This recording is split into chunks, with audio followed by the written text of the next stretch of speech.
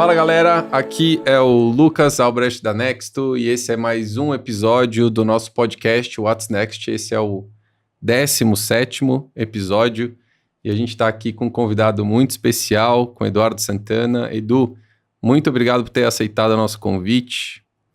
Eu fiquei sabendo mais cedo que esse é o primeiro podcast que de fato o Edu aceita participar, então pra gente é uma honra estrear a tua participação num podcast. O Edu é uma pessoa que com quem eu já me relaciono há um bom tempo, né? Tem alguns anos, é uma pessoa que eu admiro bastante, mas eu vou deixar essa intro contigo, então por favor, gasta uns 5 minutinhos aí se apresentando para a galera. Quem ainda não te conhece do setor de saúde, que é muito pouco provável, conta um pouquinho da sua jornada. O Edu, ele, enfim, é empreendedor, mas se formou em fisioterapia, fundou uma série de iniciativas super importantes, mas eu vou deixar você contar um pouquinho. E se você esquecer de alguma coisa, tem uma listinha aqui, te cobro pra você contar um pouco, tá bom? Então manda ver. Lucas, primeiro, um prazerzaço, é uma honra estar aqui. Eu sou público fiel do podcast, então Legal. Ouço, assisto, gosto de ver, daqui a pouco eu vou contar um pouco da história, mas principalmente quando as crianças começam a dormir, é meu momento que eu vou lá no YouTube, ponho o podcast para assistir, dar aquela relaxada. Já te mandei prova disso? Não é? Já te mandei. E o fato de ter aceitado é muito por você mesmo. O Lucas é um presente que a vida deu do Sebex Futuro. É um cara que eu admiro demais e aprendo demais em nossos almoços aí. Aprendizado é recíproco, Du.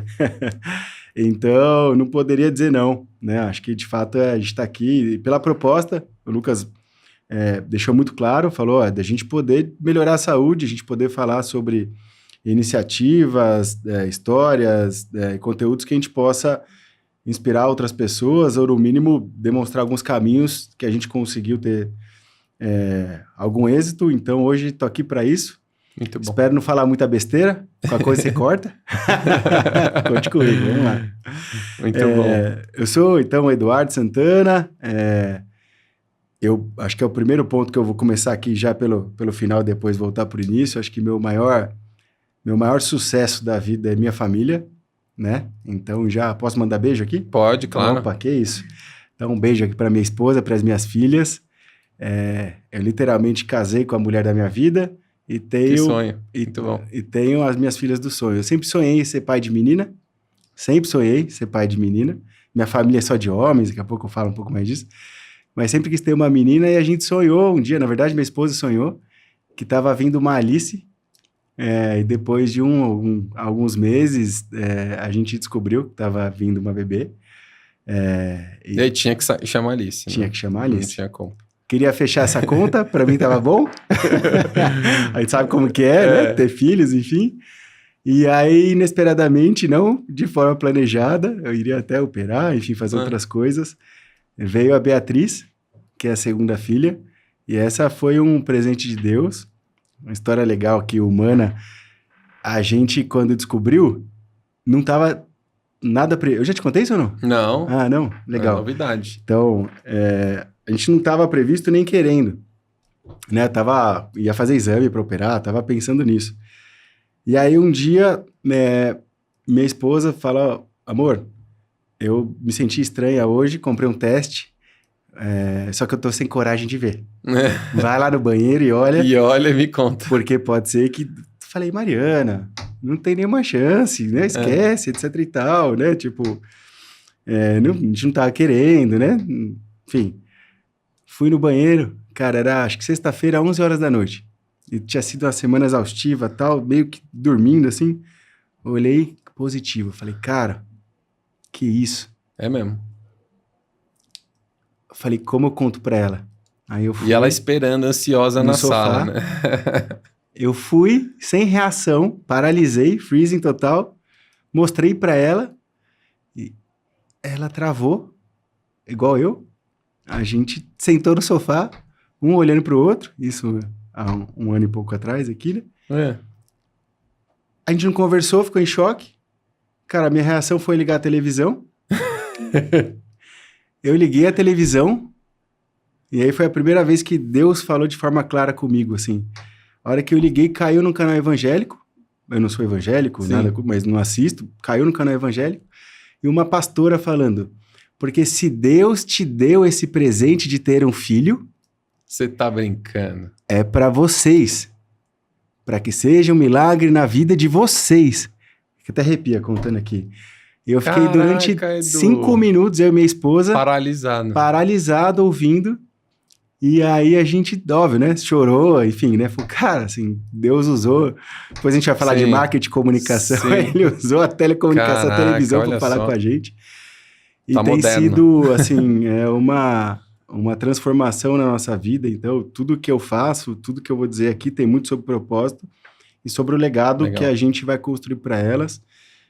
Então, por isso que eu tô conversando pelo final, porque hoje a base de tudo é minha família, trabalho e faço tudo por elas. Então, mas essa é uma história legal de contar. Cara, eu fiz fisioterapia de formação. Não sei se eu te contei também, uma vez eu estava cuidando de uma paciente e ela morreu. Não. Minha culpa. Não, mentira. Mas era muito ruim. Eu era muito ruim fisioterapeuta. E aí foi a primeira decisão inteligente. Eu falei, cara, não posso seguir isso porque eu não sou bom. E meu pai foi empreendedor e tal. Falei, vou seguir essa área, vou seguir a área de gestão. Mas eu gostava de todas as áreas da fisioterapia e acabei seguindo por uma iniciativa de um professor, pós e mestrado em Política, Planejamento e Gestão na Unifesp, na Universidade Federal de São Paulo. Uhum. Então, decidi rápido que eu queria seguir esse caminho. Fiz esse mestrado e nesse tempo entendi que deveria ser gestor público. Isso mexia muito comigo, de fato, de seguir uma carreira de saúde pública, de transformar comunidades, enfim. E virei o gestor mais jovem da história de um município aqui de São Paulo. Com 23 anos, eu virei gestor do serviço de atendimento domiciliar. Caramba. E era muito legal. 23 é uma criança. 23. Quase. E era muito legal, porque a gente ia para as reuniões de planejamento estratégico e no município todos os gestores antigos, mais de 50 anos de casa, mais de 50 anos, mais antigos de casa, eu chegava cheio de teorias de planejamento estratégico para apresentar Fresco e tentar revolucionar o cuidado domiciliar. E aí todo mundo olhava e falava, cara, o que você está falando? Não funciona isso.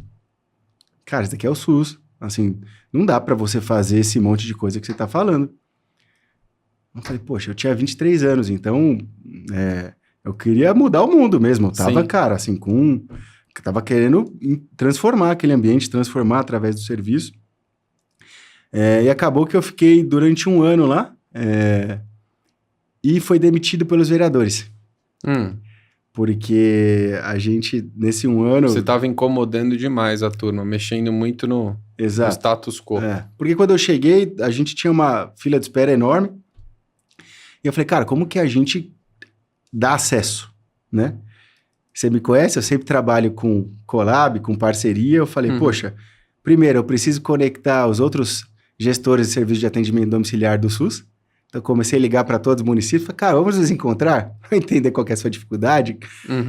E comecei a visitar as outras secretarias e outros gestores. Então, fui lá no gestor de odonto. Falei, cara, e se a gente levasse dentista em casa, será que é possível? E aí, acho que em, 4 meses, zeramos a fila e começamos a sair no jornal. E, cara, eu não estava buscando isso. Eu estava buscando zerar a fila. E aí... teve um determinado... Eu estava Isso foi em que cidade, Edu? Em Budas Artes. Em Budas Artes. Eu estava numa casa, conversando com uma família, e de repente chegou minha equipe, visitou o paciente, saiu, sem falar com o paciente ou com o familiar. E, cara, eu fiquei emputecido. Falei, como assim, Por cara? quê? Você entra dentro da casa de alguém sem falar bom dia, sem se apresentar, falar o que você vai fazer, o que está acontecendo, se eles estão bem, se não tá, isso aí. Eu falei, a partir de agora a gente vai mudar a dinâmica. A gente faz o aniversário do serviço daqui a 1 ano. Daqui 1 mês, 2 meses, não lembro quanto que era. Durante 1 mês eu quero que vocês visitem a casa dos pacientes e me tragam uma foto do dia mais feliz da vida dele. O que eu queria? Eu queria que ele entendesse a biografia desse paciente. Sim. Cara, ele não é uma ferida, né? Para você encontrar o dia mais feliz, você tem que passar por todos os outros, né? Você tem que conhecer, perguntar. Exato, ir a fundo. E aí fizemos isso, aí fiz uma parceria com a Secretaria de Cultura para fazer uma comemoração do aniversário levando os pacientes lá no Centro de Cultura da região. Eu falei, puxa, mas como que eu ponho os pacientes e a foto deles lá? E aí a gente pôs uns biombos e a foto e uma carta desse dia que a família escrevia. E todo mundo que chegava no evento tinha que passar por esse biombo. Ah, legal. E depois estavam lá os pacientes. Cara, porque isso para mim ia transformar a cultura daquele posto de saúde e tal. Resumo da ópera, o prefeito foi hino nacional, aquelas coisas de evento, né? De setor público. E a população começou a gritar. Tinha lá, acho que 200 pessoas. Doutor Eduardo, doutor Eduardo. Falei, meu Deus. Falei, o que eu fiz? E aí começou a chamar a atenção. Recebi um feedback. Falei, cara, não é pra você chamar atenção nesse momento, é outra coisa. Falei, cara, não tô querendo chamar atenção, tô querendo aumentar esse serviço, enfim. E aí tive 3 feedbacks, falei, Eduardo, não é para você continuar. Falei, na época eu tava terminando o mestrado, minha orientadora falou, Eduardo, você vai, eles vão te derrubar. Eu falei, então vamos acelerar, justamente pra gente conseguir, cara, impactar o máximo de vidas que a gente puder. Pisei no acelerador, depois de 2 meses, Eduardo, obrigado. O feedback não funcionou. Eu como jovem, assim, eu, confiante no sucesso que estava tendo o programa, eu falei, não, ninguém vai me demitir. No máximo, se eu estiver incomodando, vamos me transferir de área, né? Tipo, não vão fazer isso comigo, olha o resultado que eu tô dando. E aí foi muito bacana, foi um aprendizado gigante isso, né? Assim, de fato, para gestão, para entender, para mapear o que está acontecendo. E aí, quando tomaram a decisão, né, me chamaram para demitir. Foi um dos dias mais tristes da minha vida, chorava, fiquei o dia inteiro chorando. Caramba. E aí eu morava sozinho com meu irmão, ali perto de Embu das Artes, ali na Vila Sônia. E aí meu irmão era executivo da Nestlé, né? Ele chegou à noite de um happy hour. E aí ele me viu, chorando, e falou, cara, o que foi? Aí eu contei para ele, ele falou, se você tivesse família, né? Até quando você ficaria suscetível à política de trocar o secretário ou alguém? Como que seria isso para você? Então ele foi o primeiro puxou, ele falou, cara, segue seu sangue. Seu pai foi empreendedor, segue a área privada. Pega tudo isso que você entregou de resultado e tenta criar uma empresa. E aí, enfim, voltei de mala e cuia para casa dos meus pais, que não tinha, né, dinheiro para ficar morando sozinho. E falei, como que eu pego 6 anos de aprendizado, de mestrado, pós-graduação em saúde coletiva, em estratégia de saúde populacional e levo para o privado?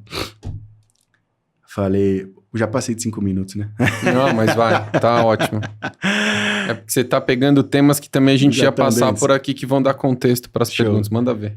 E aí eu falei, poxa, hoje, saúde corporativa, então se eu de fato mudar a saúde dos funcionários de grandes indústrias, eles vão produzir mais, adoecer menos, isso me parece fazer sentido, e vou trazer todas essas estratégias de saúde pública mundo afora para aplicar para a indústria. Fiquei durante 6 meses, vários aprendizados aí, né, dourando demais a pílula, para ela nascer perfeita. E aí eu falei, bom, eu vou atingir a Fiesp, porque se eu atingir a Fiesp, eu pego todas as indústrias. Tá. Então... Foi aí que começou o teu relacionamento com a Fiesp e as entidades todas que você trafega. Falei, cara, mas como que eu vou chegar na Fiesp? Eu preciso ter alguém lá. Aí eu lembrei que minha namorada da 8ª série trabalhava no departamento de eventos.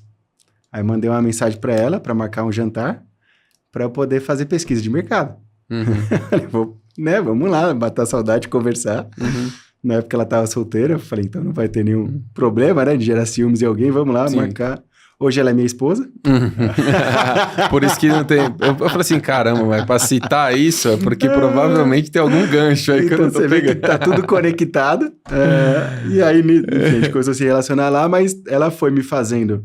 Levei um questionário, aplicando, etc e tal. Me apresentou ao RH. Fiz um baita do projeto para a Fiesp. Um baita de um projeto de mudança de hábito, baseado no livro, O Poder do Hábito. Cara, sensacional. Que oferecia um diagnóstico, do diagnóstico à transformação, risk sharing, eu nem sabia que era isso, era 2012.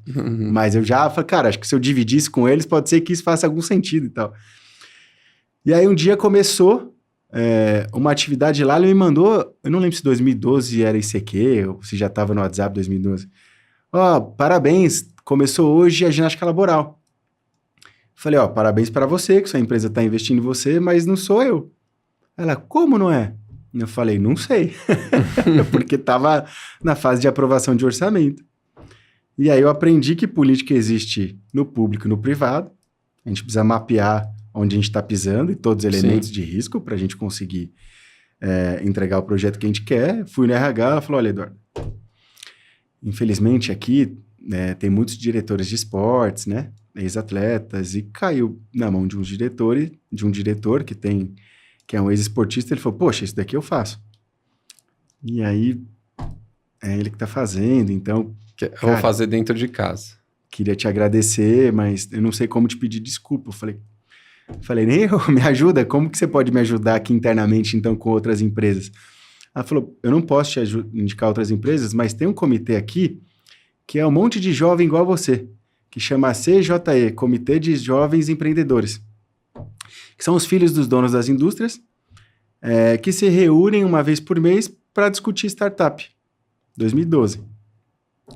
Falei, poxa, dá para você me conectar? Falou, tá bom. Aí me conectou com o diretor na época do CJE.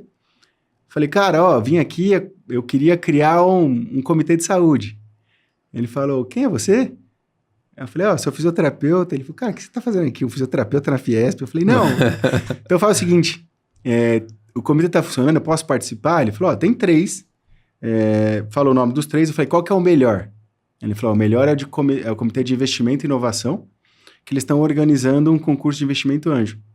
Tá. Falei, então deixa eu participar como ouvinte, e aí, em breve, eu vou conseguir construir e te apresentar uma proposta para ter um de saúde. Ele falou, vai lá, participa e depois... E aí a gente sentava numa mesa, eram 20 filhos de donos de indústria, mercado de investimento, todo mundo se apresentava, sou do private e tal, olá, sou fisioterapeuta. O que você tá fazendo aqui? Falei, cara, só quero aprender. Eu tô criando minha empresa agora, se eu puder apresentar a empresa para vocês, mas... Eles falaram, então fica aí, a gente está criando um concurso de investimento anjo, as startups que forem de saúde, a gente dá para você avaliar. Falei, pô, fechado. Nisso eu tentei vender a empresa que eu tinha construído, vendi 2 vezes, e obviamente não deu certo. E estava ali tentando fazer alguma coisa e começamos a construir o que virou, até 2016, o maior concurso de investimento anjo da América Latina, chamava Acelera Startup. E eu ficava como responsável por avaliar as startups de saúde. Vertical de saúde. Isso começou a crescer, chegou ao ponto da gente ter 3.000 startups no processo inicial. E, cara, virava madrugada, avaliando no sistema para poder fazer o concurso. De 3.000 vinham para 300, e teve um evento que era 300 do filme. E aí a gente selecionava 50 investidores anjos, e a gente ia filtrando, ia de 300 ia para 100, 100, 50, 50, 30, 30, 10, pitch dos 10 para todo mundo, 3 ganhavam investimento. E aí começou a ter muita startup de saúde. Falei, agora. E uma startup de saúde ganhou na parte social, que era uma startup de doação de sangue.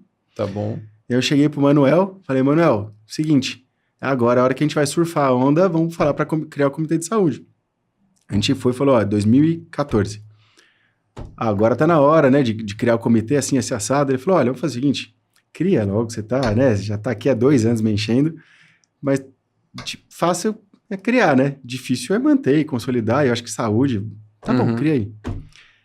Resumindo, em 3 anos a gente virou o maior comitê da Fiesp, a gente começou a construir um monte de coisa, passou por lá um monte de gente legal, então, Tati Vitude, né? Começou lá, eu lembro da ideia dela nascendo lá com o sócio dela. Teve a Milene da Psicolink, Nath Nunes, Pri do Google. Cara, um monte de gente passou por lá. Que legal. E aí a gente... Mas todo mundo com ideia de empresa, assim, de montar um negócio? A gente criou um método, que era o método que eu tentava vender. Eu peguei para tentar criar um método para a gente se encontrar. Tá. Então a gente definia um tema de um problema relevante na saúde, ou temporário relevante na saúde, e chamava o papa daquele assunto para falar para a molecada. Então, por exemplo, na época da Zika e da dengue, que estourou lá atrás, então a gente chamava, você vai dar um overview sobre esse tema, e avisava todas as startups e tal. No segundo encontro, a gente selecionava algumas startups para apresentar para o grupo. Legal. E no terceiro, eu levava investidores. E a gente fazia essa tríade para poder acontecer. E aí, diferentes temas. Então, a gente fez isso, a gente fez geriatria, a gente fez outras coisas. Teve lá o Morris da Maturi Jobs, que é um cara super 10 também. E aí, as coisas foram acontecendo. Essa empresa não deu certo, mas aí um executivo da Fiesp, que tinha uma empresa de tecnologia, falou, Eduardo, muito legal que você está na saúde, eu consigo ver você traduzir várias das tecnologias para a saúde. E se você fizer uma consultoria, eu sou um integrador da Cisco, para traduzir o que a Cisco faz lá no Vale do Silício para o português e para a saúde e tentar me conectar com o executivo de saúde.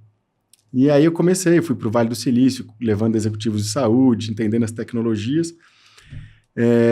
E aí, num determinado momento, o comitê ficou muito grande, chegou a dar, no último encontro, 75 pessoas, e começou a virar centro de custo, quem descontrava à noite, né? Era para isso. E o diretor da Fiesp falou, Eduardo, olha, você vai ter que parar, você vai ter que selecionar no máximo 25 pessoas por encontro. Eu falei, cara, não dá para selecionar 25, como que eu vou selecionar? Porque acima disso tem custo. Eu falei, cara, então eu não faço mais. Não dá, eu não posso. Nisso, o Rui Balmer falou, Eduardo, acho que está na hora de você vir para o Consaúde. Sentar na mesa dos adultos aí e tá junto com a gente falando de inovação. E aí eu fui para o Consaúde em 2015 e foi um privilégio, porque lá eu pude, de fato, conhecer como funciona o mercado com os grandes nomes da saúde pública à privada. Então, eu lembro até hoje, Eduardo, amanhã vem o ministro de saúde aqui, mais fulano, beltrano, vamos almoçar com a gente? E eu ia lá, fisioterapeuta, mexendo com startup, almoçar, numa mesa repleta de grandes nomes, que eu falava, cara, só quero ouvir, só quero aprender. Então, eu tive a melhor escola do mundo para relacionamento e para os bastidores do sistema de saúde, como realmente funciona. E aí, chegou uma hora que eu falei, cara, mas quem sou eu? Sou um consultor de saúde jovem que fica traduzindo tecnologia? Daqui a pouco eu não estou mais nessa mesa. Eu não estou levando nada? Ou estou levando muito pouco? Eu preciso ter um projeto de fato de risco que justifique eu estar na mesa aqui com grandes tubarões e, né, conectando e discutindo, porque... E aí, no meio dessa consultoria que eu fazia outras coisas, e pela experiência que eu tive aí no atendimento domiciliar, eu vi que esse paciente, ele saía do hospital e quando ele tinha necessidade de continuidade de cuidado, ele ia para o home care. E do home care, ele piorava e voltava para o hospital. E do hospital para o home care. Eu falei, cara, precisa ter alguma coisa nesse meio. Não está fazendo sentido você sair de uma baita estrutura por uma estrutura montada dentro de casa cheia de risco. E aí eu lembrei da minha época áurea de fisioterapeuta, um estágio no HC, em que um paciente foi para um antigo hospital de retaguarda. Tá. Aí eu fui pesquisar, em 2015 tinham 3 hospitais de retaguarda privado no Brasil, acho. 3 ou 4. Falei, acho que esse é um projeto que faz todo sentido. Na época o home care estava tendo um boom, mas também um NPS baixíssimo, porque essa família durante um mês ficava feliz com uma UTI dentro de casa, e depois de um mês ela via que ela perdeu toda a liberdade dela, porque 24 horas por dia tinha um estranho dentro da casa dela. Isso é muito estressante. E principalmente por cooperativas de enfermagem, é um profissional não muito especializado, gerava diversos intercorrências, ele reinternava. Chegava no hospital, o hospital falava, bicho, já fiz diagnóstico, já investi, já fiz cirurgia, ele ficar aqui fazendo laboratório em longa permanência não faz sentido. Sim. Volta para outro home care. No outro home care, era outro nome, mas era a mesma cooperativa. Eu falei, cara, tem aí uma dor. Então, calma aí, se eu tô conectado com esses tubarões, sei o pitch de vendas que a galera tá fazendo há 5 anos aqui na Fiesp. Vou traduzir isso nesse PPT e vamos apresentar para fundos de investimento. Esse foi o embrião da Nobre Saúde. Exatamente.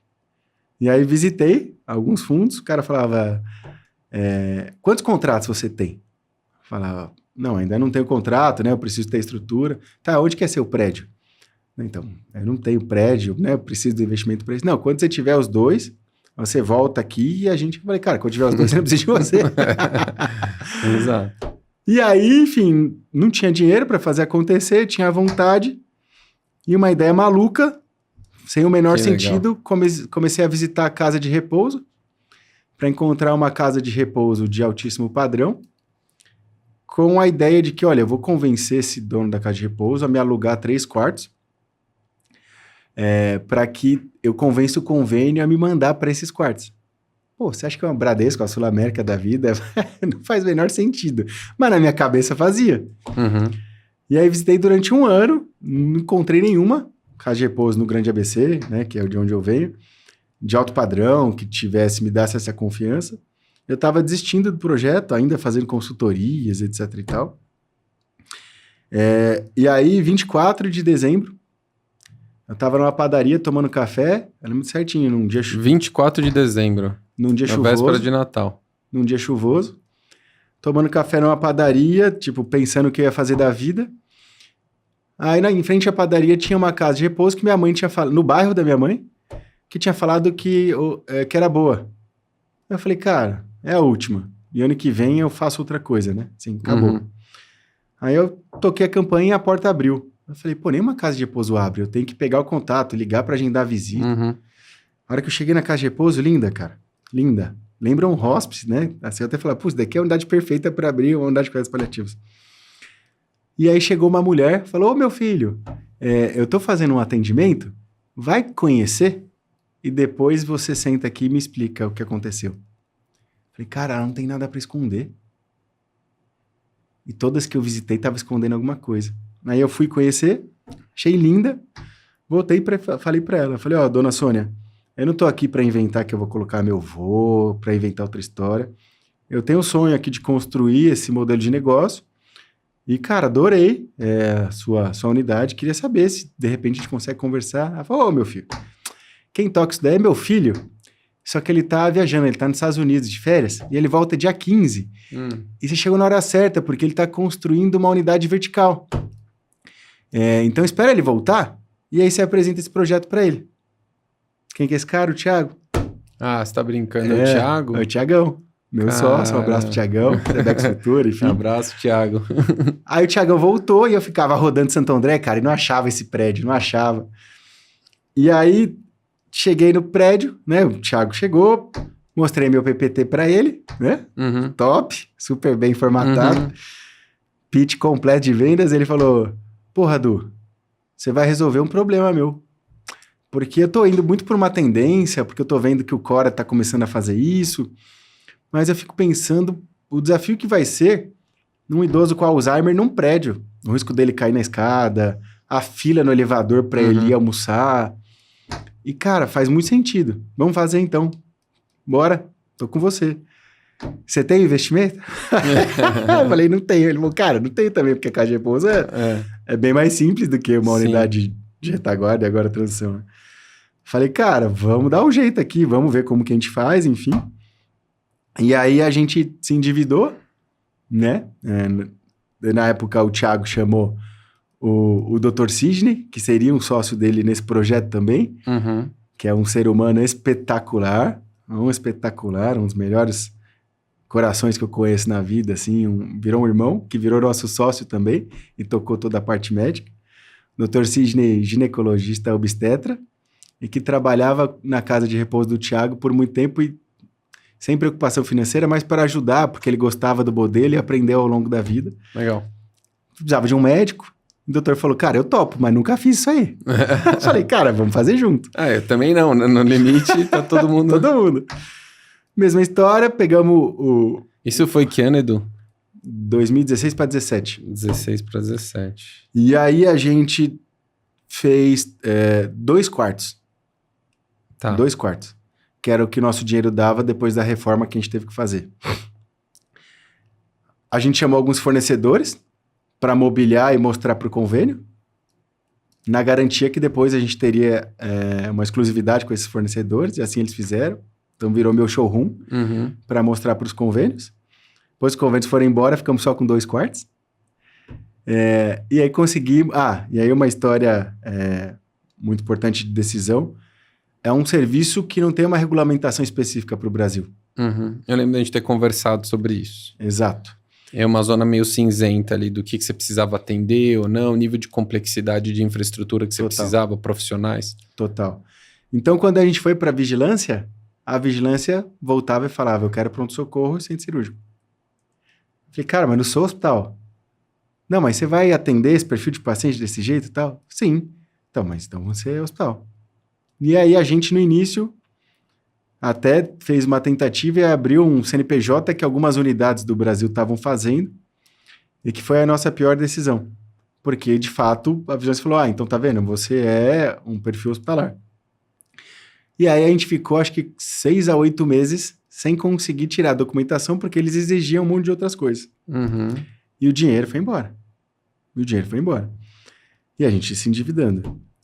E aí a gente começou a trazer paciente particular, muito perfil no início ali, para conseguir pagar o mínimo dessa conta. Até que um dia o Thiago falou, Du, cara, não dá mais. Eu vi aqui que alguns concorrentes estão com esse outro como clínica e não como hospital. Você consegue vender nesse KINAI? Falei, putz, como que eu vou voltar agora para seguradoras, operadoras, falando que a gente mudou e que... Ele falou, cara, a gente não tem outro caminho. Eu falei, porra, é verdade, a gente não tem outro caminho. Então já está decidido. Então vamos mudar e eu vou tentar passar. Primeiro na vigilância, vamos ver se assim eles autorizam, e depois na operadora. A vigilância falou, pronto, resolvido. Então agora vocês estão com um KINAI de clínica, vamos seguir esse modelo. E aí saiu a parte regulatória e começou a sair os contratos. Saiu, eu lembro até hoje, um primeiro paciente da Sul-América, muito bacana.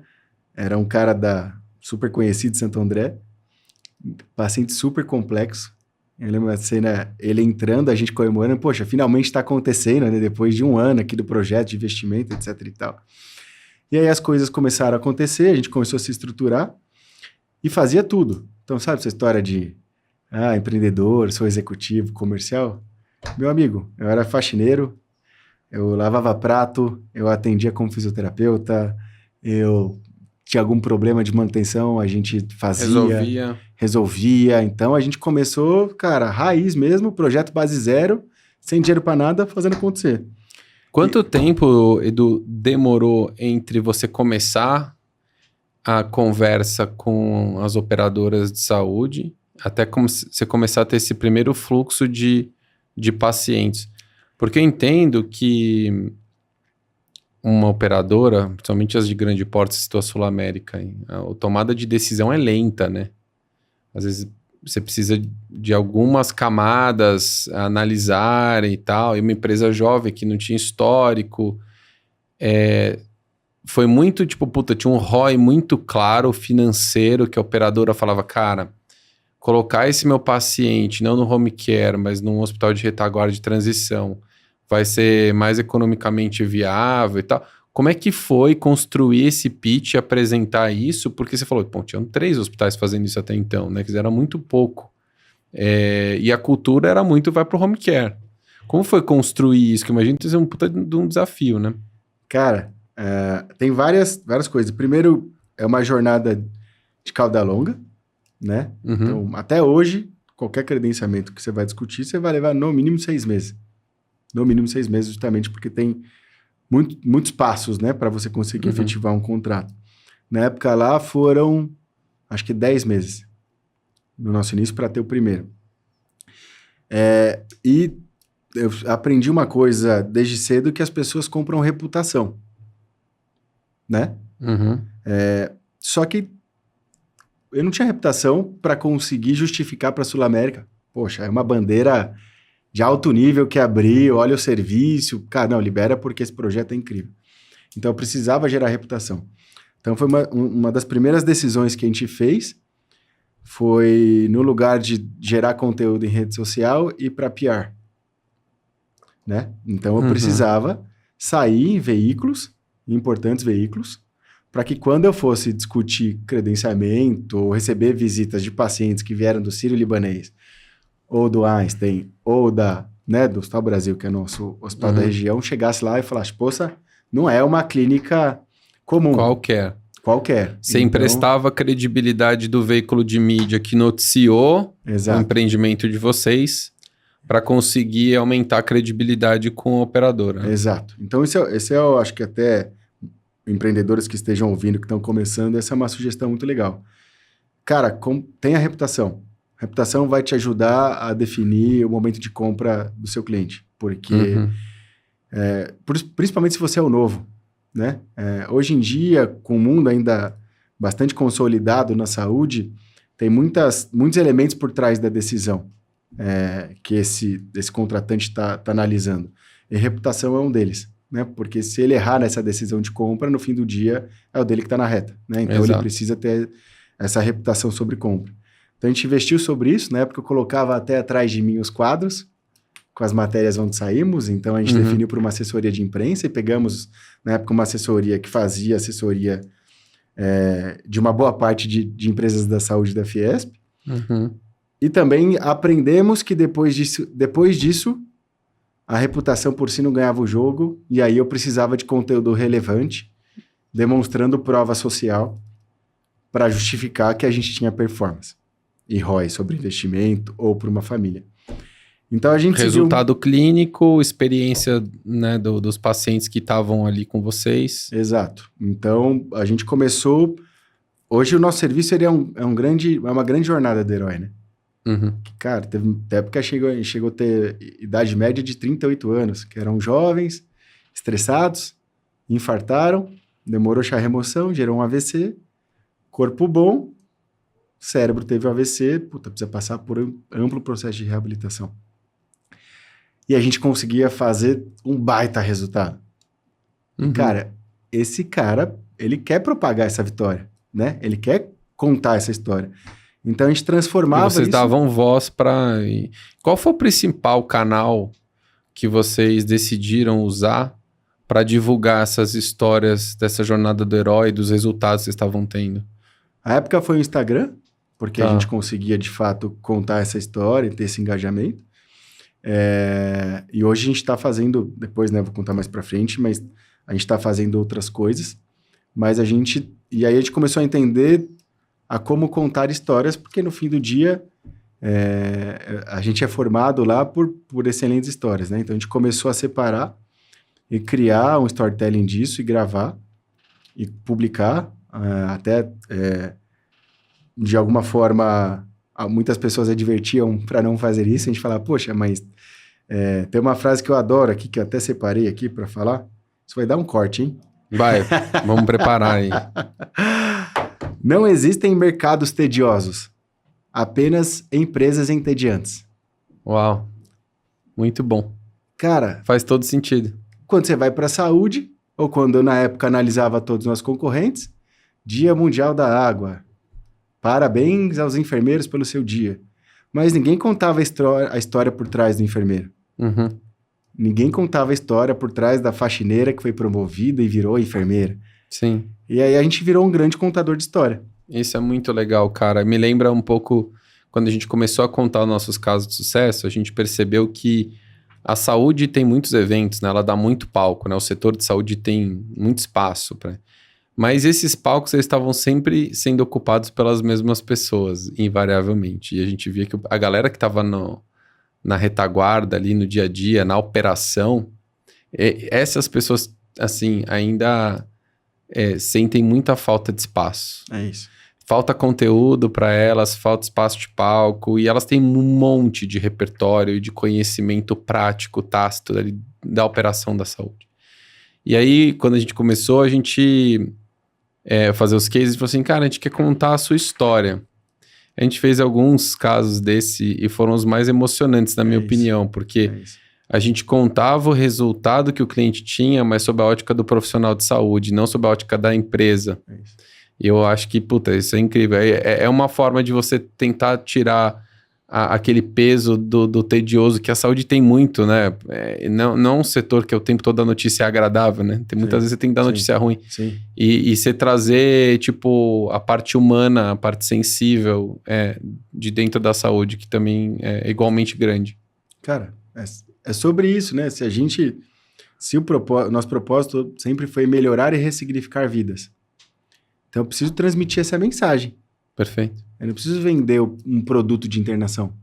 É muito diferente. Então, tanto é que a gente ficou conhecido no início do projeto, ninguém acreditava que a gente ia dar certo. Porque os nossos concorrentes todos de fundo. Eu falava, os meninos da ABC. Esses meninos da ABC não vão longe não e tal. E quando o projeto deu certo, a nossa principal reputação com as operadoras foi confiança. Que, cara, sei lá, a gente tá lá há 8 anos, eu acho que a gente deve ter tido em 8 anos, sei lá, menos de 10 saques que chegaram na operadora. Porque era o olho do dono no balcão, cara, se importando com o que acontecia. Cara, a gente já... Puta, tem tanta história aqui pra contar, mas eu já levei uma essa é legal. A gente tava com um paciente em cuidado paliativo e o filho dele em terapia com a nossa psicóloga. Já te contei isso, não? Não. Cheio de história hoje aqui. Ele falou pra psicóloga, falou, se meu pai falecer, eu vou me matar. Puta. Porque eu não vivi os sonhos que eu tinha pra ver com meu pai. Sim. E aí foi falando dos sonhos pra ela. E ela veio me falar. Falou, Eduardo, não posso falar de tudo que a gente tá comentando, mas acho que tem um ou outro sonho aqui que talvez você pode se interessar de dar um jeito de conseguir. Até porque o cara tá com ideação suicida, né? Quer dizer... A gente precisava um cenário super crítico. Então ela iniciou o tratamento com ele, gratuitamente, né? Gratuitamente, então isso é importante deixar claro, não tá dentro... Mas, cara, a gente cuidava da família, tão importante quanto cuidar do paciente. Eu falei, cara, eu preciso realizar isso. Liguei pro ele queria ver o jogo do Santos com o pai dele. Liguei pro Fernando Rocha, Sebex Futuro também, sim, Fernandão, sim. Amigão. Ele foi gerente comercial da HCOR. O time do Santos fazia fisiologia na HCOR. Testes de fisiologia do exercício. Falei, Fernando, cara, tô com esse desafio aqui, você me ajuda? Ele falou, pô, agora? Falou com o time do Santos, o cara falou, cara, vai ter jogo do Santos semana que vem, Santos e Vasco. Traz ele aí. O Fernando me ligou, falou, Du, eu falei, cara, agora como que eu levo um paciente pro Pacaembu, na época o Pacaembu ainda, com operação de saúde, né, pra que, pô, também tem que, né, saber fazer. E na época a gente montou uma operação, fui eu, diretor clínico, gerente de enfermagem, toda uma equipe, alugamos uma van, toda estruturada, de novo, por nossa força de vontade, né, ninguém ia nos remunerar por isso. Exato. Chegamos no Pacaembu, veio o diretor de marketing do Santos e falou, cara, tá aqui, queria te dar, Carlos, a camisa do Santos pra você, que a gente tá feliz de ter você aqui e tal. Pô, show de bola. Vendo o filho dele todo feliz, o Carlos lá, show. Aí, de repente ele fala, olha, tem uma novidade. O Cuca tá pedindo pra ele descer lá no vestiário. Faltava 10 minutos pra começar o jogo. Falei, pô, sensacional. Que legal, cara. Imagina isso pro filho dele, né? Sim, pra gente salvar. Muita experiência. Tá bom, vamos, onde que é o elevador? Ele falou, cara, não tem elevador. Aqui é um patrimônio tombado, é só a escada. Falei, e aí? Ele, azeitona? Aí vem um segurança do Santos. Gigante. Eu peguei de um lado, o segurança do outro. O médico embaixo, eu falei, a torcida do Santos gritando, a gente passando no meio da torcida. E aí eu falei, poxa, o paciente vai ficar sentindo mal, né? Né? Sei lá. Sim. Aí ele falou, doutor, tô me sentindo um shake. E aí a gente foi no vestiário do Santos, o Cuca chegou, o time tava voltando do aquecimento, e falou assim, Carlos, eu tô sabendo da sua história, deixa eu te falar uma coisa, você sabe quem que é o melhor médico do universo? Aí o Carlos, não, ele falou, é Deus. Eu tenho um altar, vamos lá rezar comigo? Cara, o Cuca, técnico do Santos, 5 minutos de começar o jogo, ajoelhou, junto com a gente, rezou. Cara, arrepia de contar aqui, o filho dele super emocionado, entrando Gabigol, entrando todo mundo, Rodrigo, que tá no Real Madrid hoje. Falou assim, cara, deixa eu te falar uma coisa, espera aqui. Aí ele foi lá no armário, pegou uma camiseta e falou, Carlos, só existe uma camiseta dessa no mundo, que o Santos fez pra mim. A partir de hoje ela é sua. Foi lá, puta vestiu que pariu, nele, assim. Caralho. E aí a gente foi, assistiu o jogo. Foi a melhor história que eu já escutei em 17 episódios do podcast. Animal. Cara, assistimos o jogo. Sério, arrepiei aqui. Eu tenho o vídeo, Cacete, depois te mando. Que animal. E aí a gente, ele pediu pra voltar, pra pedir desculpa porque o Santos empatou com o Vasco. A gente voltou, tirou foto com todos os jogadores, com o Gabigol, com o Rodrigo, com todo mundo. E a gente sempre foi assim.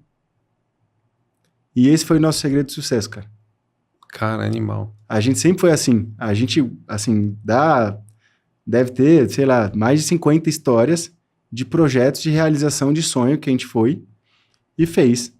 Mesmo, muito provavelmente, que nenhuma instituição de saúde faria, porque exige custo, não está na pauta do profissional, o cara está focado em outra coisa. E o nosso projeto era melhorar e ressignificar vidas. Cara, é muito legal, porque existe assim, você foi fundador, teve essa ideia, trouxe o Thiago para o projeto, enfim, mas você era o cara que também, querendo ou não, orquestrava um pouco essa linha e mantinha esse fio condutor. Sim. Da missão de vocês na prática, funcionando no dia a dia da instituição.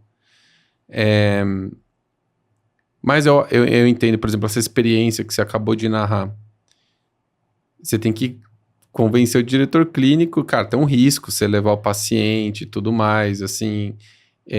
O jurídico fala, pô, mas como é que a gente vai justificar se acontece alguma coisa? O cuidado é nosso, se acontece alguma coisa...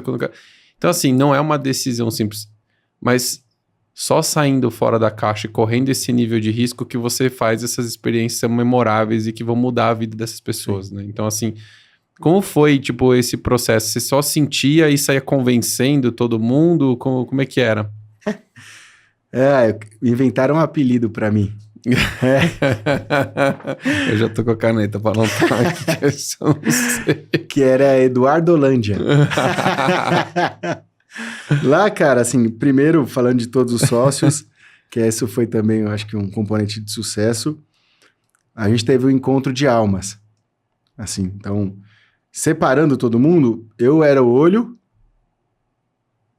eu sempre fui o olho, sempre fui o hunter, cara, a gente vai pra lá, e criando confusão, inspiracional, o líder inspiracional, de vai acontecer, vamos fazer. E o Thiago sempre foi o nariz.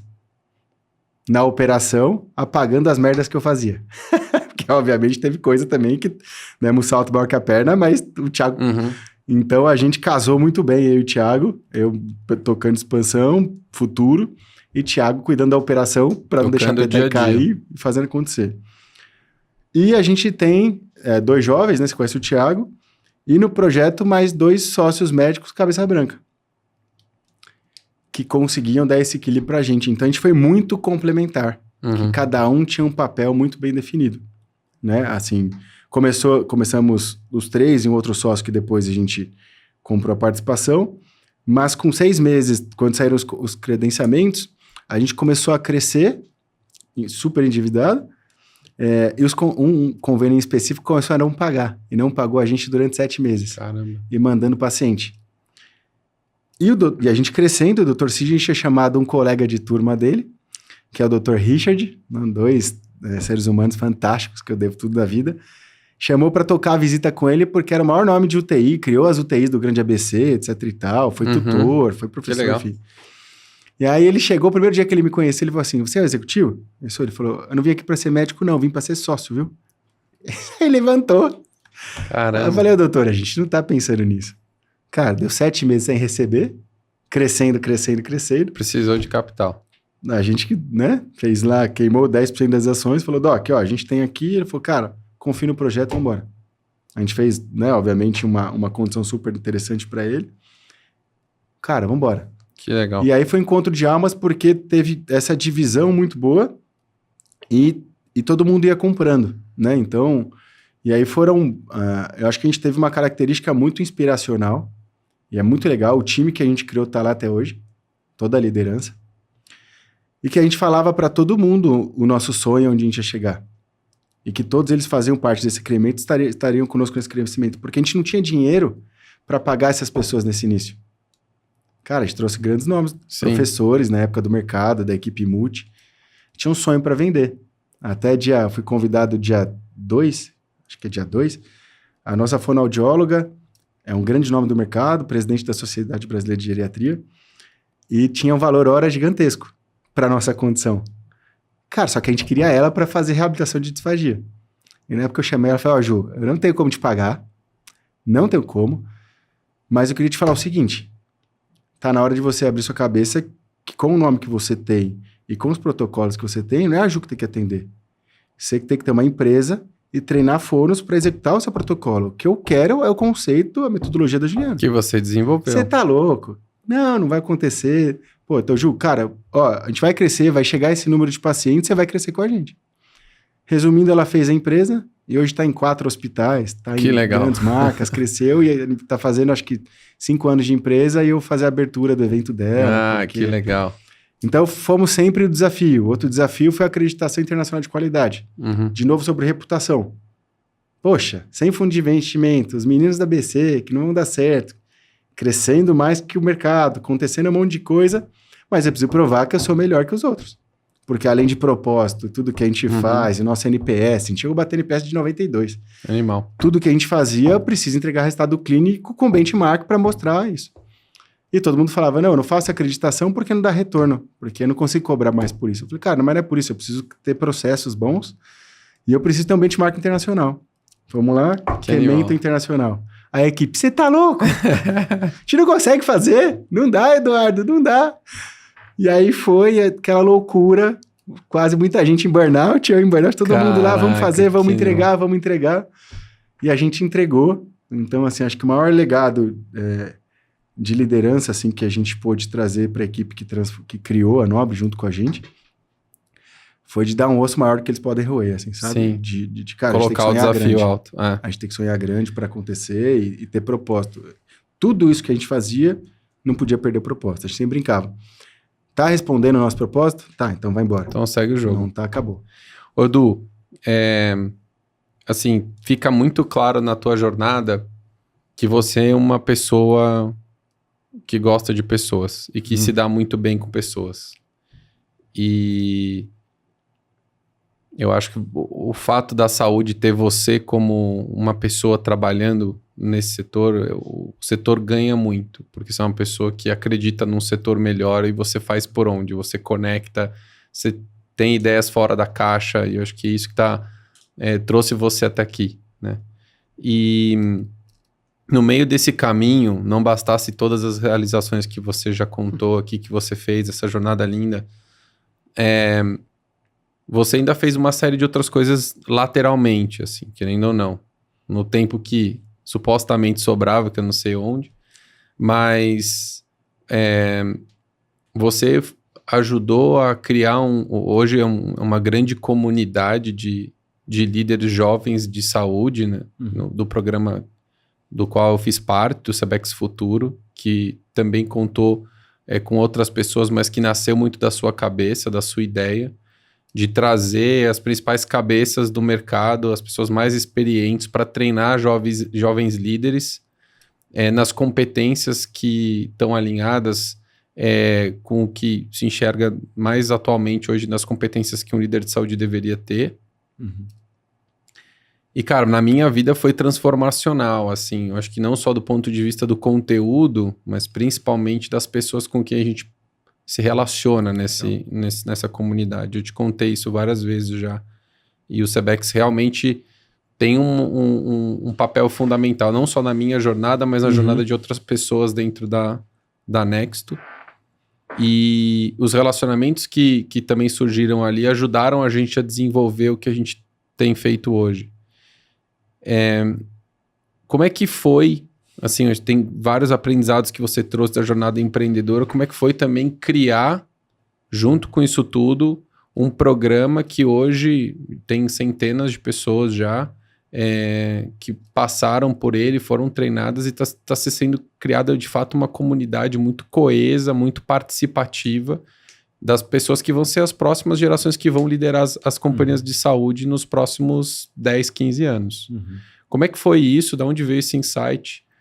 E como é que você usou esse capital político, relacional que você já estava desenvolvendo para criar isso de fato, tirar do papel?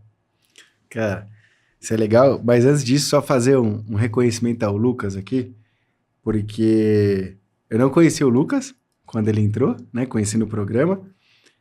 Uma coisa é você ser eleito um dos 39 jovens para participar do programa. Normalmente tem mais de 100 inscritos, né? A gente faz um processo seletivo. outra coisa é você saber trabalhar o programa a seu favor, né? E o Lucas foi, historicamente, assim, eu sempre acompanho as edições e eu sempre vejo, assim, um monte de gente que entra e quem termina ali na alta performance, participando de todos, debatendo com o grupo, com os mentores, fazendo negócio. E essas pessoas conseguem tirar grandes resultados. E o Lucas foi um dos melhores da história. Obrigado, assim, seja à distância ou depois quando teve presencial, você estava em todos e soube, de fato, se dedicar para conseguir ter esse resultado que você teve. Então, o programa, por si só, ele não muda a vida de ninguém. Se você não souber se dedicar e conseguir tirar as ferramentas e o network que você precisa. Então, acho que esse reconhecimento é importante. Por que o Sebex Futuro nasceu? Cara, eu devo ser meio carente assim, né? Eu não sei fazer nada sozinho, eu não consigo não ligar para outras pessoas que estão na mesma função que eu e criar uma comunidade, conectar sem nenhum real de investimento em troca, né? Eu gosto de plantar muito isso, enfim. Então, toda a minha história, desde lá do SUS, que eu liguei para os gestores, na Fiesp, chegou uma hora que eu comecei a Nobre, eu falei, cara, eu tô cheio de dor, cara. Tô tomando na cabeça, onda após onda aqui, tô endividado, tô ferrado aqui. E às vezes eu conversava com alguém, outros Lucas, que estavam empreendendo por aí em saúde, e o cara da mesma situação, e saía ali um insight de um pro outro, a gente se ajudava. Só que eu tinha um privilégio, que era de estar no Consaúde. Então eu levava meu problema para esses grandes nomes. Nesse período todo você continuou no Consaúde? Continuo até hoje. Tá. Hoje, infelizmente, com pouco tempo, né? Mas dediquei muito com eles. E aí eu levava, né? Rui, Fracaro, Cláudia Com, Balestrin e o Giacomaz, por aí vai, Franco Palamola. E eu levava, cara, tá acontecendo isso, o que eu faço? Os caras, fica tranquilo, já passei por isso, vai por ali, vai por aqui. Tá precisando de um contato? Vai por ali, vai por aqui. E os caras me ajudavam. E aí chegou uma hora eu falei, cara, acabou o CJE. Eu tô só na mesa lá dos adultos, mas, cara, os outros jovens executivos, empreendedores que estão aqui, não tô mais conseguindo ter agenda com eles. Só que tem outra galera também, que são executivos, que também estão com dor, e são jovens, só que não tem esse contato com mentores.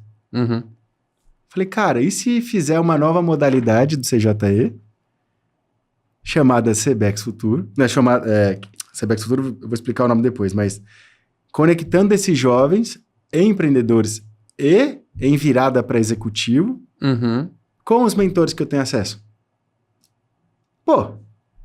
Legal, né? Faz sentido.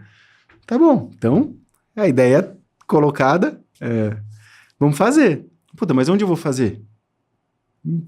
Vou reunir lá em Santo André, na Nobre, lá não faz sentido, né? Então na época, o Balestrin tinha criado o Sebex, junto com o Rubens Covello. Falei, tem tudo a ver com o Colégio Brasileiro de Executivos em Saúde. Sim. Então eu levei pro Balestrin e na época o Luiz Costa Milan era o CEO. E o Balestrin falou, excelente ideia, mas tá faltando forma, né? Porque só conectar. E acho que uma semana depois tinha o CONAP. Tá. 2018. Aí, tô no CONAP, o presidente da Federação Internacional de Hospitais deu uma palestra... Do IHF. Isso. Publicando uma pesquisa das 20 principais competências e habilidades que um executivo internacional de saúde deve ter. Sim. Mas é uma mensagem. Eu falei, calma aí. Conectou com a forma. Tem método. Então, a gente tem que formar um executivo para o mundo, tá aqui, tem uma pesquisa internacional. Qual é o conjunto lá, aquele conjunto das competências, né, de liderança, questão de gestão, enfim, comunicação e tal. Exato. Então, traduzimos, o primeiro papel era esse, eu e o Luiz, e como que a gente agora faz para criar uma grade disso e tal. Aí fizemos, a gente falou, e agora? Como que a gente faz? Vamos olhar o tema e quem é a principal referência da saúde do país nesse tema. E vamos convidar. Quanto que paga pra esse cara? Falei, nada. Falei, cara, vamos ver se esse cara tá no sonho com a gente. E quanto que a gente cobra? cara, a gente precisa fazer um MVP. Primeiro ano não vamos cobrar nada para ver se faz sentido, porque pode ser que a gente seja coisa da Eduardo Holândia lá, ninguém vai fazer, vai seguir. Então a gente traduziu e precisava encontrar esses jovens executivos. Então vamos soltar isso e ver se tem inscrição. E vamos ligar para algumas pessoas e tal. E aí veio uma primeira turma porrada. Uma primeira turma... Que legal, meu. Nível altíssimo. E aí a gente pegou essa turma e ia levando para os mentores. E os caras... Porra, o que eu mais quero... Desculpa, falando palavrão não, aqui tá não tem... Pip. Poxa. Audiência 18+. Poxa, o que eu mais quero é, cara, transformar a saúde mesmo, né? Principalmente que a gente sempre escolheu aquele cara que tem propósito também, que tinha conteúdo para de fato. E aí foi vindo a galera e a gente foi conectando e foi espetacular. Espetacular. E aí a gente foi fazendo e aprendendo. Então a primeira turma foi gratuita. Pô, mas e aí? Só traz... não, vamos... Foi gratuita a primeira turma, então. Foi gratuita, cara. Caramba, eu podia ter me inscrito na primeira. Mas hoje a mensalidade é muito baixa, né? Não, o ROI é bizarro. Nossa. O ROI é bizarro. E aí, a gente começou a acontecer isso, começou a ter um barulho impressionante. E aí, para a segunda turma, eu não lembro, Lucas, mas acho que não lembro se foram mais de 200 inscrições. Não, eu lembro que na minha já tinha 300+ assim, inscrições para. E aí tinha gente que falava assim: esse negócio de 39 pessoas abaixo de 39 é uma sacanagem, porque eu tenho 40, eu tenho 41 e eu não posso participar do programa. Cara, algum critério tinha que existir. Determinaram sei lá. A gente tem hater. Imagina. Até que agora o Sebex lançou o Sebex acima de 39. Sebrex 40+. Lançou agora, semana passada, justamente porque a galera tem uma grande crítica, mas a nossa, inicialmente, era para ser tipo Forbes Under 30. Sim. Mas quando eu levei esse balestra, ele falou, cara, sub-30... sub-30 na saúde. O cara tá terminando de se formar médico ali, não tá...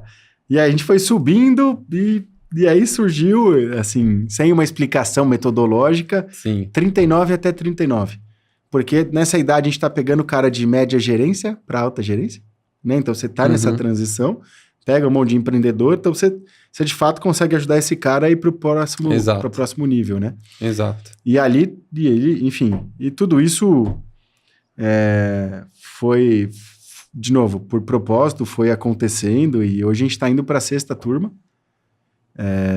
E aí agora, até comentei com você, cada vez mais passando um bastão por Alumni, que é formado por 2 alunos de cada turma, cara, acho que tem que oxigenar, é para ser uma comunidade, não é para ser, enfim. Tem acho que alguns encontros até que a rede de Alumni, a Nath e tal, tava tentando organizar, até numa edição desse ano, eu participei de um dos painéis, para, enfim, meio que numa ação de give back para as turmas que estão agora também, acho que, enfim, é nosso papel também devolver um pouco, né, também compartilhar um pouco do que o programa transformou, do que a gente fez, enfim, onde a gente chegou depois disso também, então foi bem legal.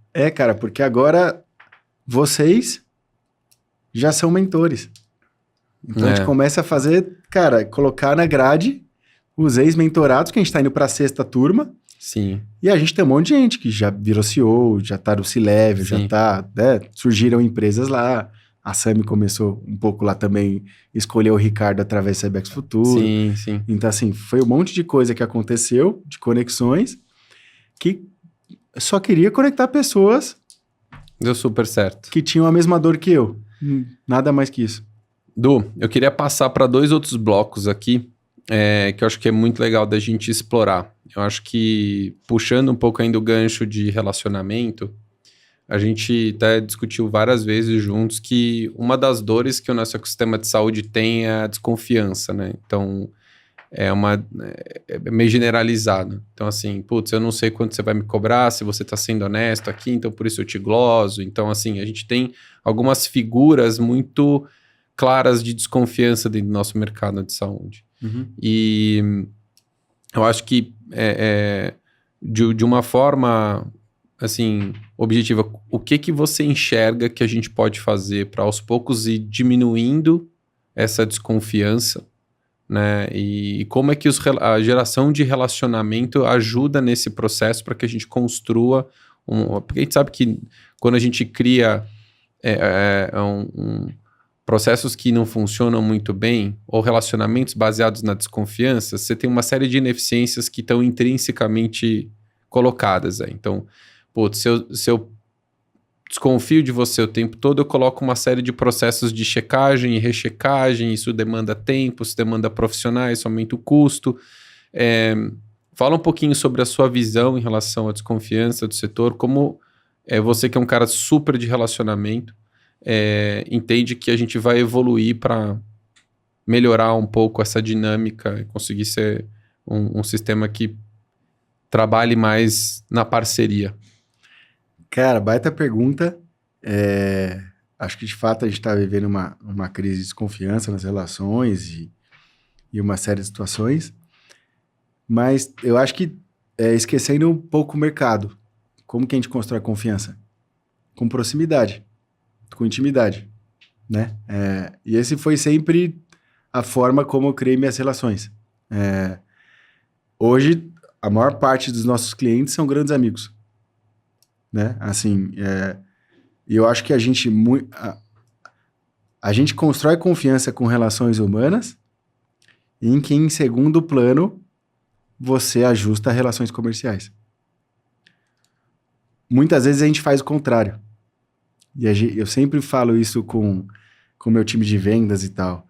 Eu falei, as pessoas compram de amigos, não compram de vendedores. No fim do dia, a gente precisa se conectar verdadeiramente às pessoas. A gente está conectado. De fato, a gente está conectado, conhece a história dela, componente da família, o time que torce, o que acontece.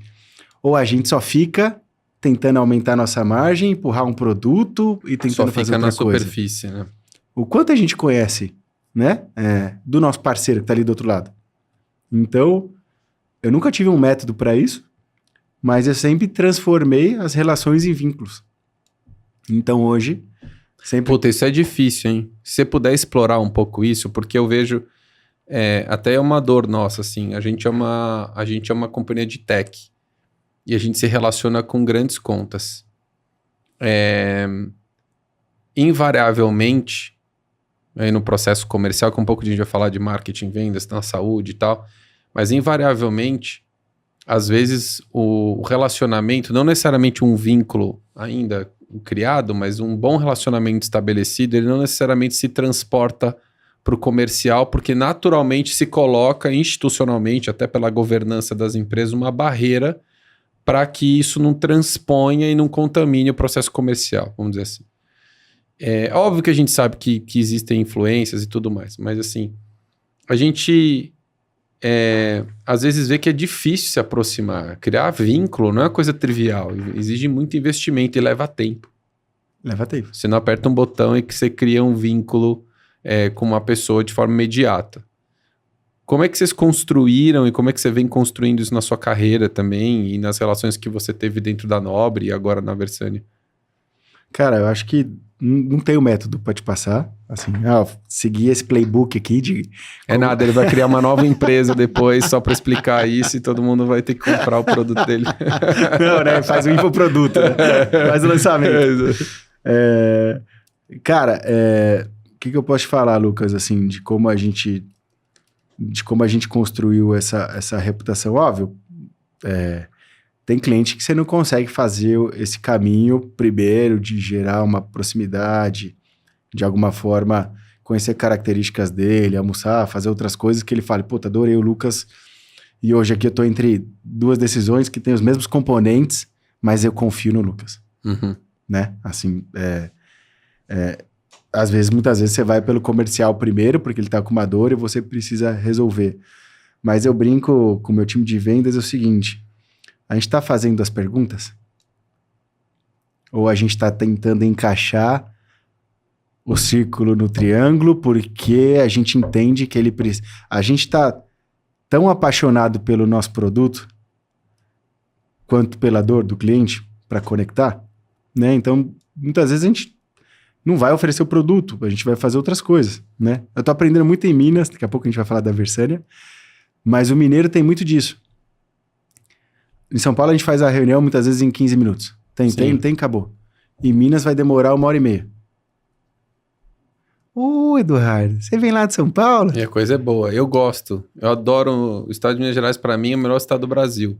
Então eles ensinam muito sobre relacionamento pessoal, você sempre vai chegar, vai te oferecer alguma coisa para criar um vínculo, para depois, e depois ter a relação de confiança. Se é uma escola de confiança que precisa ser estudada, é Minas Gerais. Porque em primeiro lugar ele é desconfiado. Né? O Brasil inteiro tem isso, né? Você é filho de quem? Exatamente. Então, ô Lucas, o que eu sempre converso com o time é de fato, a gente, nas abordagens, conhecer mais o ser humano que está do outro lado. E gastar mais tempo com isso. Ele gosta disso. Isso significa gastar mais sola de sapato e estar mais presente no dia a dia do cliente? Sem dúvida. Cara, hoje eu sei o que meus clientes, o time que torcem, o que eles fazem, quem tem filho, quem não tem, se é menino, se é menina, data do aniversário, né? Animal.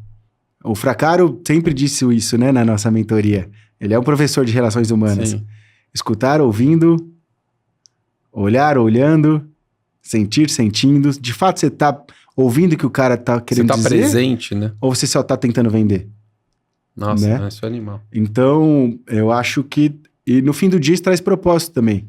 Porque você conhece a pessoa, você tem, né, outras... Você conversa, talvez daqui a pouco você vai, no próximo encontro, falar da minha filha, como é que tá? Eu vou perguntar da sua filha. Porque eu te conheço, cara. E o motivo de eu estar aqui hoje é porque eu te conheço. Sim. Então, você não me convidou para o podcast. Primeiro a gente gerou um relacionamento e depois você me trouxe o podcast. Sim. Né? E, cara, esse negócio que você falou sobre estar presente e se importar verdadeiramente, eu sinto que tem uma conexão direta, eu acho que, principalmente no nosso setor, com como as pessoas percebem a relação entre os negócios, né? Porque eu acho que a gente está numa fase em que a gente tem que crescer por crescer, a gente tem que bater meta, a gente tem que ter lucratividade. Cara, beleza, eu não tô sendo alheio e nem negligente dizendo que a gente tem que manter as nossas empresas crescendo, saudáveis, até para poder criar espaço para que as pessoas que estão construindo isso possam crescer e realizar seus sonhos também. Sim. Mas a gente tem que fazer isso pelos motivos certos, da forma certa, né? E você tocou nesse ponto super importante que o Fracaro trouxe, né, nas mentorias, e eu sinto que muitas vezes a gente perde a oportunidade de se conectar de fato com as pessoas porque a gente está querendo encaixar, você falou o círculo no quadrado e por aí vai. Não vai. É isso. E eu acho que é tão poderoso, e aí recentemente a gente teve um caso, eu estava numa reunião com um cliente, estava com 2 pessoas do time comercial, e a gente estava tentando entender um pouco o cenário, a gente fazendo pergunta e tal. E assim, ficou muito óbvio, bem rápido no call, que tipo, cara, não fazia sentido nenhum a gente tentar vender alguma coisa para essa pessoa, para essa empresa. Aí eu falei assim, olha gente, até em respeito ao tempo de vocês, a gente quer muito conhecer vocês mais como empresa, como pessoas que estão aí e tal, mas assim... essa oportunidade que a gente está olhando aqui, que a gente estava tentando entender se tem algum ângulo em que a gente pode ajudar. Cara, vocês estão bem. Vocês estão fazendo um processo que está enxuto, está custando pouco, está ajustado com a quantidade de pessoas, assim, vocês não precisam da gente. É tão poderoso você ser honesto, porque amanhã depois elas podem ter um problema, entendeu? Sim. E ela fala assim, cara, quem de fato jogou limpo com a gente que a gente pode confiar? E se for alguma coisa que a gente possa ajudar, cara, puta, aqueles caras foram corretos com a gente. Eles falaram que eles não tentaram enfiar alguma coisa na goela abaixo, tipo goela abaixo, sabe? Cara, te contar, o maior resultado da minha vida veio de uma história como a sua. Dessa relação de confiança. Durante um pouco antes da pandemia ali, a gente estava crescendo, dobrando o tamanho da Nobre e tal. A gente já tinha contratado um time todo para assessorar a gente, para um M&A, enfim. E ao longo da jornada da Nobre, a gente tentou credenciamento por um tempo com a Intermédica, não conseguia. E tinha um executivo da Intermédica chamado Masanori, um japonês. Sim, ele foi mentor também do Sebex, né? Exatamente. Não sei se ainda é, mas foi por um tempo. E ele mandava o time dele lá para visitar a Nobre. O time voltava e não credenciava. Em determinado momento, uma pessoa me apresentou, conheci o Masanori, começamos a virar amigo, porque tinha coincidências da vida, a esposa dele eu conheço de infância e tal, viramos amigos. Olha só. E ele disse, Du, recebe uma equipe minha aí mês que vem? Porra, mas tá bom, recebe, vambora. Você que tá precisando? Não, ó, fala o modelo que vocês têm e tal. Ele tava enviando a equipe para fazer um benchmark para criar a estrutura própria, uma possível estrutura própria na época da Intermédia. Bom, eu impedi em algum momento? Não, né? Eu tinha uma relação com ele, falei, tá bom, massa, manda lá, cara, já... Vambora, vamos fazer. Se precisar de alguma ajuda, eu vou te mostrando que eu puder, etc e tal. Então, ele, de tempos em tempos, ia lá uma equipe dele para acompanhar, sem enviar nenhum paciente, cara. Mas, portas abertas. Vem aí. Acho que não tem nenhum segredo, cara, que a gente fez.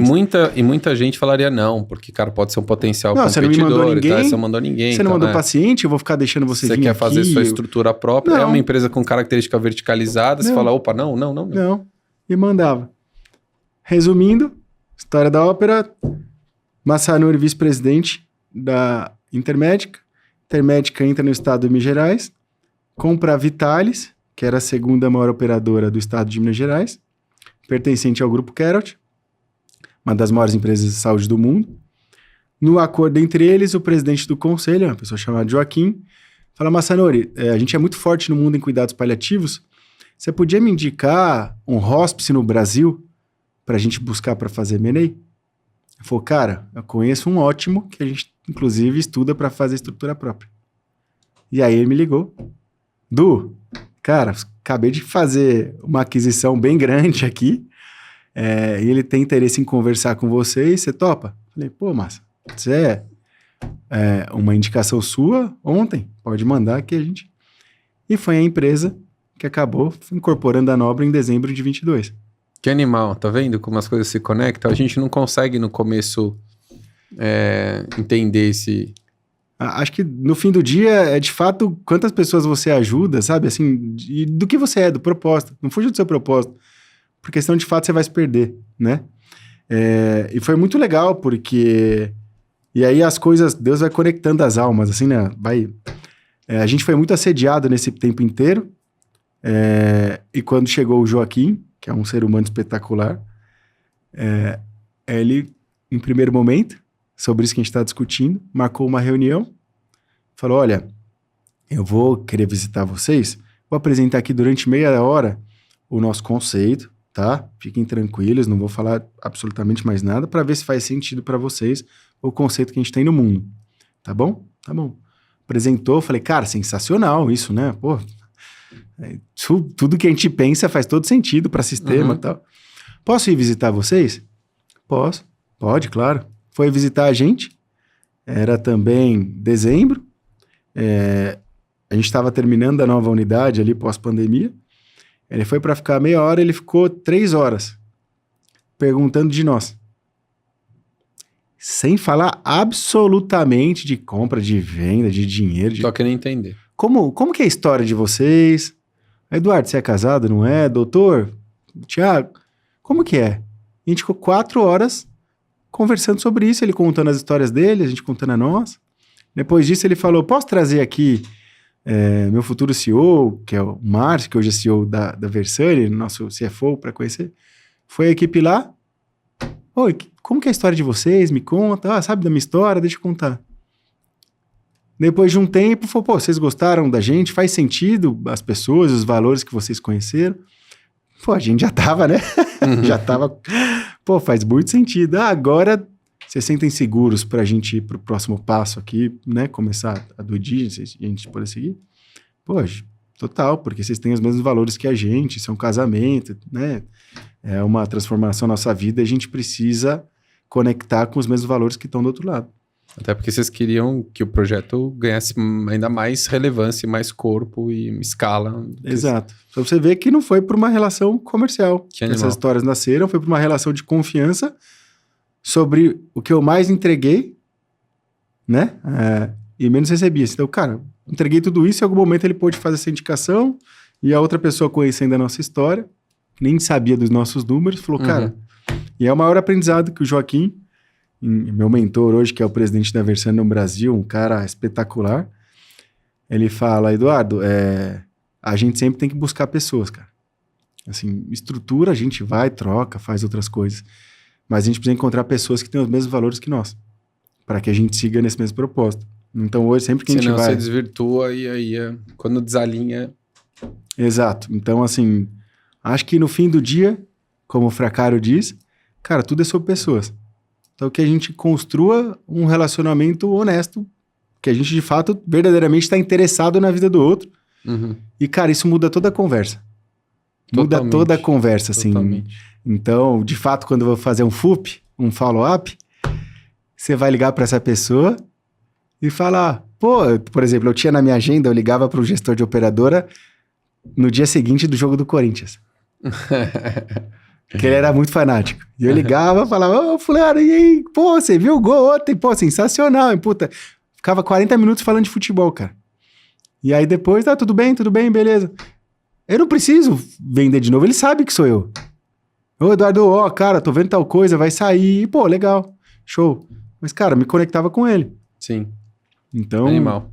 E aí, nesse ponto, acho que pegando um bloco que a gente tinha elencado para conversar, é um pouquinho que você comenta que você tem estudado bastante recentemente, quer dizer, não recentemente, mas já tem um tempo, mas acho que é uma demanda que a gente vê no mercado de saúde de se falar mais sobre crescimento, sobre marketing, vendas. De alguma forma existe talvez um pouco de tabu ou preconceito de se falar de crescimento no mercado em que você está olhando cuidado e vidas e tal, e falar de lucratividade. Cara, no limite, a gente como líder, como gestor, a gente precisa sim ter o propósito muito bem claro e perseguir ele, mas a gente tem que cuidar do negócio, né? E crescer o negócio, conseguir fazer com que ele atinja margens saudáveis e que ele permita que a gente possa trazer nossa proposta de valor de forma mais expandida para o público geral. Cara, isso está muito conectado. E se fala muito pouco sobre crescimento, sobre estratégias de marketing. Boa parte da liderança de saúde é uma liderança que vem, às vezes, da área técnica de saúde. Às vezes, enfermagem, ou farmácia, ou medicina, etc. E que o pessoal vai adicionando algumas camadas de gestão, mas normalmente marketing acaba não sendo uma grande disciplina que o mercado de saúde estuda com profundidade. Como é que tem sido o seu processo de aprendizagem? O que você já está botando em prática? Sou um eterno aprendiz sobre isso, porque sou um profissional de saúde. E me deram uma missão de cuidar de marketing comercial na empresa que incorporou a Nobre, né? Hoje é a Versano, eu só fazendo aqui uma apresentação rapidinha. Hoje me convidaram para ser diretor comercial e de marketing no Brasil. Então a gente hoje cuida de todo um ciclo de vida, desde antes de nascer a depois de morrer, né? Com cuidado infantil, clínicas de autismo. A gente está trazendo um programa de saúde mental para o Brasil super inovador, que a gente já cuida de mais de 600 mil crianças no mundo. Temos as unidades de transição. Da Nobre nasceu um filho. Muito legal isso também, a gente poder ver. Hoje a gente tem uma unidade de transição em Belo Horizonte. Residenciais de idosos, temos um residencial em Curitiba. Estamos lançando uma empresa de cuidadores, muito interessante, e de uma empresa de cuidados paliativos. Tá. E por que depois de morrer? Porque a gente cuida da família mesmo depois do óbito, por 90 dias de forma gratuita. Que legal. Exatamente. E aí chegaram e falaram, Eduardo, olha, você vai sair da Nobre, você vai assumir um papel comercial aqui para tocar essa expansão de todos esses projetos, e marketing também, que a gente entende que as duas coisas têm que estar casadas e tal. E eu fiz, Mesma coisa. Cara, eu sempre fui aquele profissional de saúde que entendia marketing como 4 posts por semana no Instagram, no Facebook, replica o post no Instagram, no LinkedIn, faz um conteúdo que tenta ser relevante e fazia um laboratório lá de storytelling para contar boas histórias na Nobre, que muitas delas deram muito resultado, mas ok. E usava isso para mandar para uma família, para um convênio, mas ok. Então agora quando me dá uma multinacional, fala agora você vai tocar marketing, eu falei, cara, preciso estudar. E aí você vai conhecer uma outra realidade e o quanto esse mercado nos últimos 5 anos mudou, assim, impressionantemente. Você fala, cara, onde eu tava? Porque daí eu fui conhecer CAC, LTV, Churn, ROI.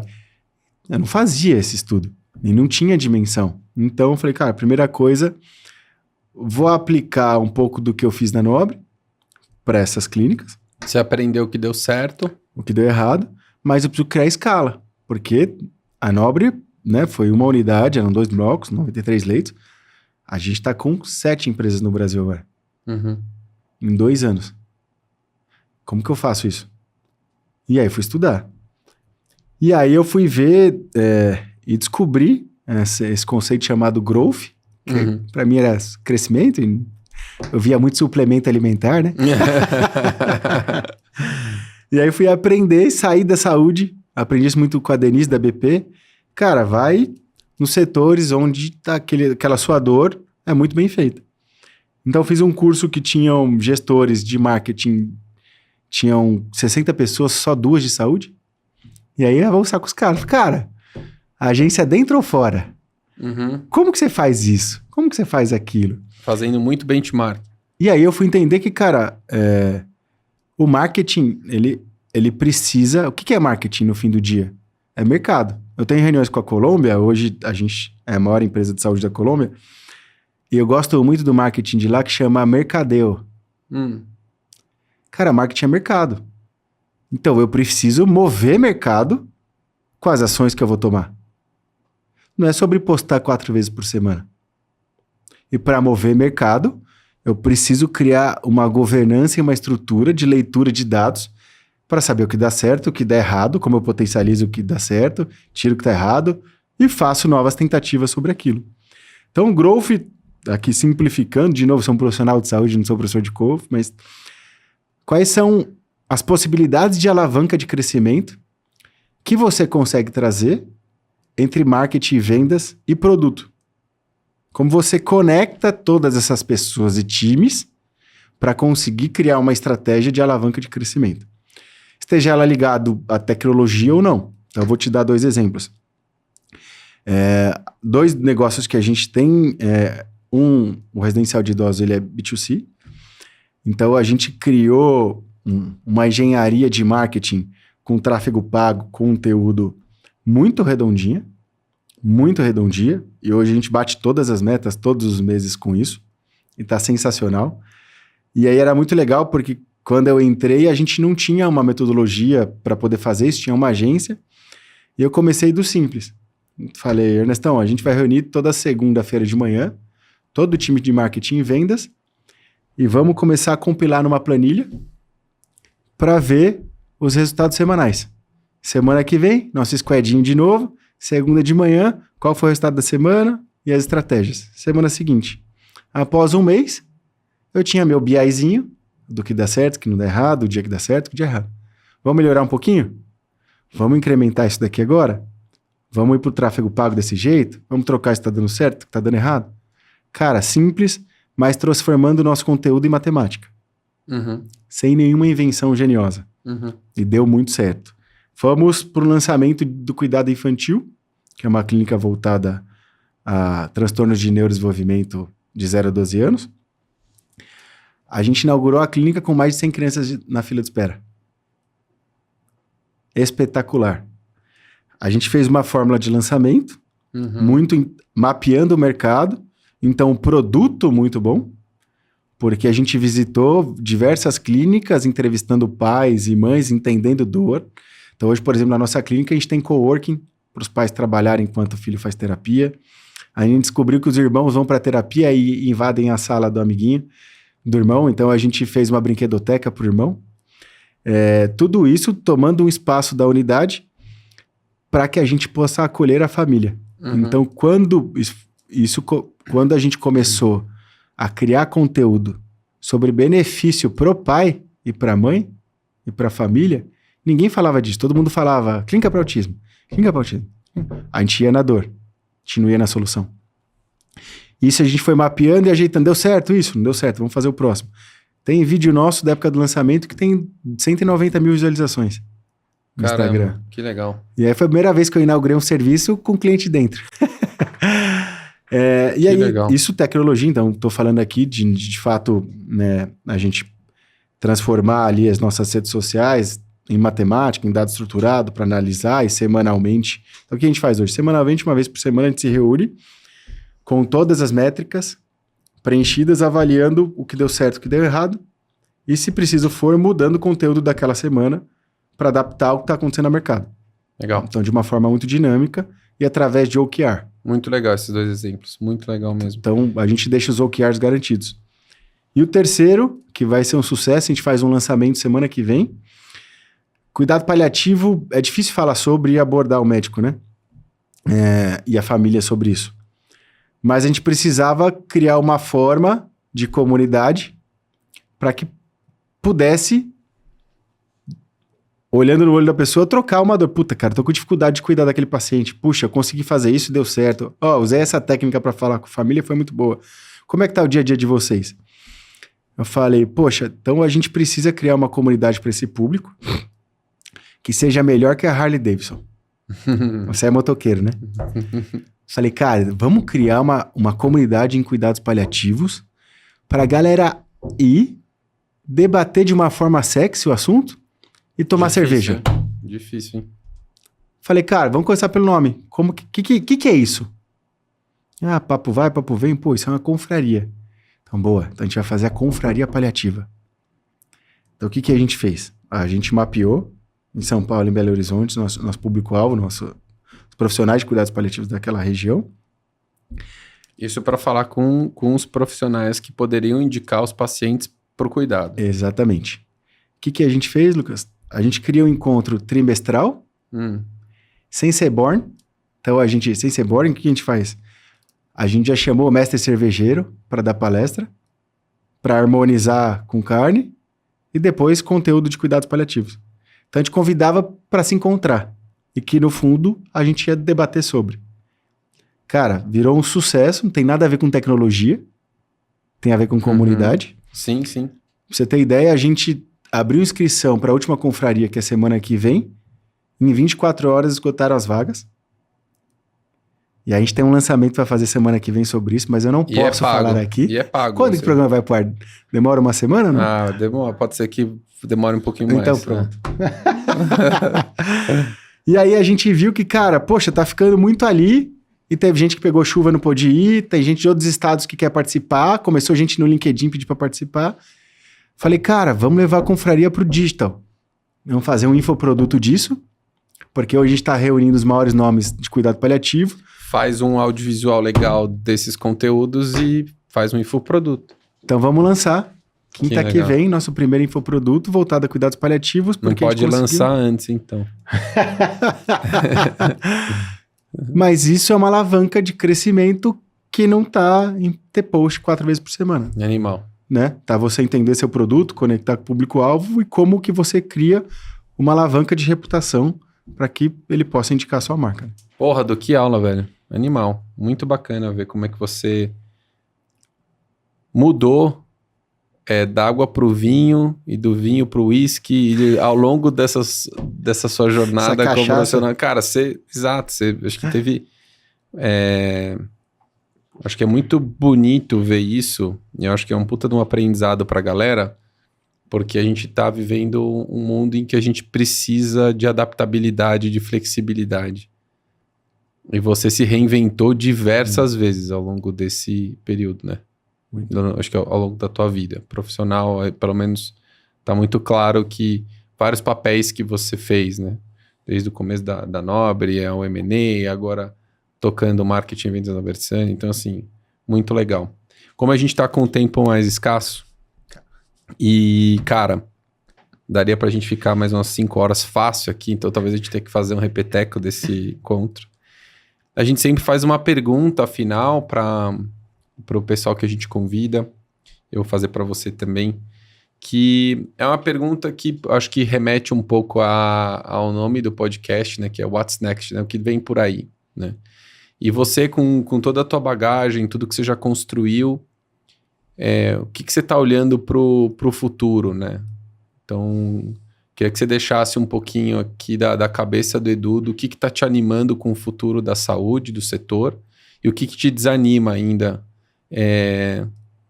porque talvez esteja meio engripado ainda, que é uma coisa que não está andando muito. Então, conta pra galera o que te anima e o que te desanima. Porra, olhando pra frente. Essa é a parte mais... Então... Só essa daria um podcast, né? Cara, o que me desanima nesse momento é o propósito, assim, né? A gente conversa bastante, assim, o mercado, principalmente aí o mercado privado, nos últimos anos sofreu muito, né? Com as margens e diversas outras questões, então acho que estão buscando o resultado a qualquer preço, e o paciente está ficando em último plano. Então isso me desanima bastante, assim, a gente vê de perto muitas decisões que são tomadas. Que o cuidado tá sendo deixado um pouquinho de lado. Total, assim, e a gente vê, né, filas de procedimentos e vê um monte de coisas que estão acontecendo. Somos pacientes, né, a gente está vendo.